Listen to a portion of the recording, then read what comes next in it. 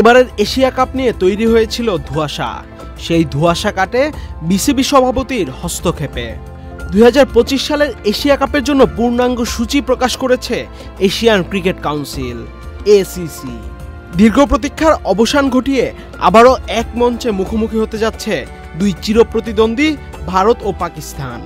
সূচি প্রকাশের সঙ্গে সঙ্গেই ক্রিকেট বিশ্বজুড়ে শুরু হয়েছে উত্তেজনার পারদ।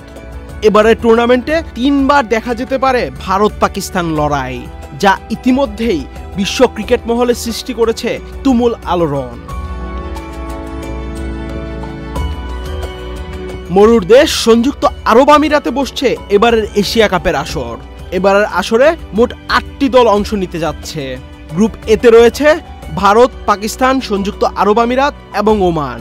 LME সার্টিফাইড বিশ্বসেরা কপারে তৈরি ওয়ালটন কেবলস, যা আপনার স্থাপনাকে রাখবে সব সময় নিরাপদ। অন্যদিকে গ্রুপ বিতে খেলবে বাংলাদেশ, শ্রীলঙ্কা, আফগানিস্তান এবং হংকং। গ্রুপ পর্বে 14 সেপ্টেম্বর মরুর দেশে দেখা যাবে ভারত পাকিস্তান ক্লাসিক দ্বৈরথ। এর আগে 10 সেপ্টেম্বর ভারত মাঠে নামবে আরব আমিরাতের বিপক্ষে। 12 সেপ্টেম্বর পাকিস্তান খেলবে ওমানের বিপক্ষে।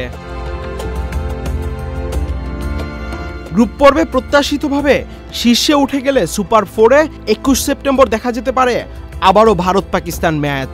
টুর্নামেন্টের ফরম্যাট অনুযায়ী যদি উভয় দল সুপার 4-এও সফল হয়, তবে 28 সেপ্টেম্বর ফাইনালেও দেখা যেতে পারে আরও এক দফা ভারত পাকিস্তান উত্তপ্ত দ্বৈরথ। এবারের এশিয়া কাপের সংস্করণ হবে টি-20 ফরম্যাটে।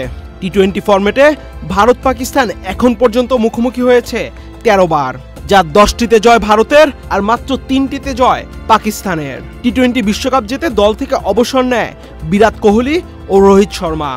তাই এবারের এশিয়া কাপে পাওয়া যাচ্ছে না এই দুই অভিজ্ঞ ভারতীয় ক্রিকেটারকে। আহমেদ শাফি, চ্যানেল আই।